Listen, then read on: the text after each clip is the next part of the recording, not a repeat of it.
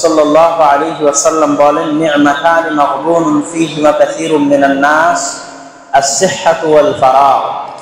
পৃথিবীতে এমন দুটি নিয়ামত রয়েছে যে নিয়ামত দুটি সম্পর্কে পৃথিবীর মানুষ গাফেল থাকে, অসচেতন থাকে, মূল্যায়ন করতে চায় না, দাম দিতে চায় না।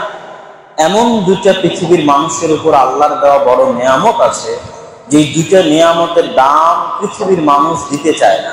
এক, সুস্বাস্থ্য, সুস্থতা। দুই, আল ফারাগ, অবসর সময়।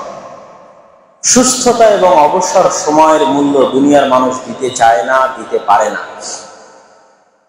অসুস্থ হওয়ার আগ পর্যন্ত মানুষ বুঝতে পারে না যে সুস্থতার কি দাম, আর ব্যস্ত হওয়ার আগ পর্যন্ত মানুষ বুঝতে পারে না সামান্য অবসর সময়ের কি মূল্য।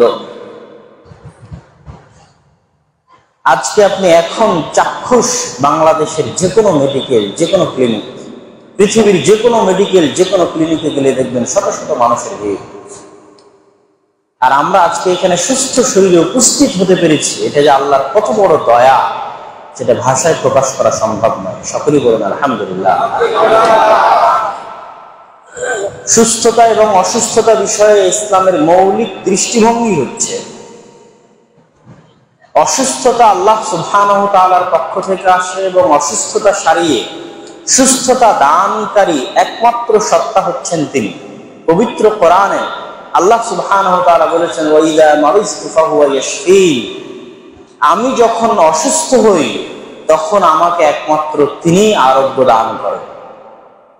এবং একজন অসুস্থ ব্যক্তিকে দেখতে যাওয়ার যে দোয়া, সেখানেও এই ইঙ্গিত আছে যে আমরা পৃথিবীর যতই চিকিৎসা পদ্ধতি অবলম্বন করি না কেন, মূলত প্রকৃত অর্থে আরোগ্য দানকারীকে আযহিবিল বাস রাব্বান নাস ওয়াশফি আনতা শাফি, একমাত্র শেফা দানকারী, আরোগ্য দানকারী সত্তা আপনি। লা শিফা ইল্লা শিফা, পৃথিবীতে কোনো আরোগ্য নাই আপনার আরোগ্য ব্যতীত। অ্যালোপ্যাথি চিকিৎসা, হোমিওপ্যাথিক চিকিৎসা, অপারেশন, ডাক্তার, এমন কেউ নাই যে আরোগ্য দিতে পারে। লা শিফা ইল্লা শিফা, পৃথিবীতে আরোগ্যের অস্তিত্বই নাই আপনার আরোগ্য প্রদান ব্যতীত। এটা হচ্ছে ইসলামের মৌলিক আকীদা, রোগ থেকে আরোগ্য দানের ক্ষেত্রে। কিন্তু তার অর্থ কখনোই এটা নয় যে একজন মানুষ আরোগ্য হওয়ার জন্য পথ পদ্ধতি অবলম্বন করতে পারবে না। বরং ইসলামের দৃষ্টিতে পবিত্র কোরআন এবং হাদিসের আলোকে এটা 100 বার প্রমাণিত যে মানুষ অসুস্থ হলে আসল প্রকৃত আরোগ্য দানকারী তো আল্লাহ। কিন্তু মানুষ নিজে আরোগ্য লাভের জন্য পৃথিবীতে যত বৈধ উপায় আছে সকল বৈধ উপায়ে চেষ্টা করে। তার দলিল রাসূল সাল্লাল্লাহু আলাইহি ওয়াসাল্লাম সহিহ বুখারীর হাদিসে বলছেন, মা আনজালাল্লাহু দাআন ইল্লা আনসালা লাহু শিফাআন। পৃথিবীতে আল্লাহ সুবহানাহু ওয়া তাআলা এমন কোন অসুস্থতা দেননি যে অসুস্থতার আরোগ্য আল্লাহ পৃথিবীর মধ্যে রাখেননি। এমন কোন অসুস্থতা আল্লাহ সুবহানাহু ওয়া তাআলা মানুষের শরীরের জন্য নির্ধারণ করেননি যে অসুস্থতার আরোগ্য পৃথিবীর মধ্যে নাই।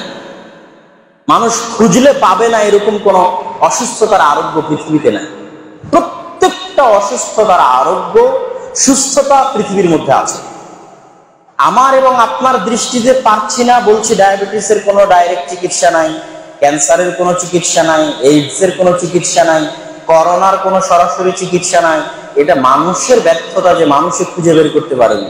রাসূল সাল্লাল্লাহু আলাইহি ওয়াসাল্লাম বলছেন, আল্লাহ সুবহানাহু ওয়া তাআলার পক্ষ থেকে যেমন কোন রোগ পৃথিবীতে আল্লাহ দেননি যে রোগের নিরাময় আল্লাহ পৃথিবীর মধ্যে রাখেনি। মানুষে বের করতে পারেনি, সেটা মানুষের ব্যর্থতা। কিন্তু এই হাদিস কি প্রমাণ করে? এই হাদিস প্রমাণ করে যেহেতু আল্লাহ সুবহানাহু ওয়া তাআলা আরোগ্য পৃথিবীতে রেখেছেন, অতএব সে আরোগ্য খোঁজা মানুষের দায়িত্ব। অতএব সে আরোগ্যের রাস্তা খুঁজে বের করা এবং সেটার চেষ্টা করা মানুষের দায়িত্ব। এবং এই হাদিস থেকে দুটো গুরুত্বপূর্ণ শিক্ষা আমরা পাই। এক, অন্তরে এই দৃঢ় বিশ্বাস রাখা, আশা রাখা আল্লাহ সুবহানাহু ওয়া তাআলার দয়ার উপর যে পৃথিবীতে এমন কোন রোগ নাই যে রোগ হয়ে গেলে তার সুস্থতাই নাই, সুস্থ হওয়াই সম্ভব নয়, এরকম কোন রোগ আল্লাহ পৃথিবীতে দেয়। সুতরাং এই হাদিস একজন রোগীর অন্তরে আশা দিবে যে হ্যাঁ, সে সুস্থ হতে পারে, হওয়া সম্ভব। দুই, এই হাদিস পৃথিবীর প্রতিটা ডাক্তার, পৃথিবীর বিজ্ঞানীর জন্য চ্যালেঞ্জ। যে সমস্ত রোগের ওষুধ আপনারা বের করতে পারেননি, ওই রোগের ওষুধ আছে, আল্লাহ বলছেন আছে। বের করতে পারেননি কেন? এটা এখন আপনাদের ব্যর্থতা, বের করেন। আপনাদের জন্য চ্যালেঞ্জ হচ্ছে এই হাদিস। আনাবি খুজামা রাদিয়াল্লাহু তাআলা আনহু থেকে বর্ণিত, তিনি বলেন, আমি রাসূল সাল্লাল্লাহু আলাইহি ওয়াসাল্লামকে বললাম, আরাআইতা রুকান নাস্তারকি বিহা ওয়া দাওয়াআন নাতাদাওয়া বিহি ওয়া তুকাতান নাত্তাকিহা হাল তারুদ্দু মিন কদারিল্লাহি শাইআ। হে আল্লাহর রাসূল, আপনি কি মনে করেন অসুস্থ হওয়ার পরে আমরা যে ঝাড়ফুঁকের মাধ্যমে আরোগ্য লাভের চেষ্টা করি, আমরা যে বিভিন্ন ওষুধপাতি খাওয়ার মাধ্যমে আরোগ্য লাভের চেষ্টা করি, এগুলো কি আল্লাহর তাকদীরে কোনো পরিবর্তন করতে পারে? আমার ভাগ্যে যদি অসুস্থতা লেখাই থাকে, এগুলো ঝাড়ফুঁক দিয়ে কি হবে, আর ওষুধপাতি খেয়ে কি হবে? আল্লাহর তাকদীরে কি কোনো পরিবর্তন করতে পারে? রাসূল সাল্লাল্লাহু আলাইহি ওয়াসাল্লাম বলেন, হিয়া মিন কাদারিল্লাহ।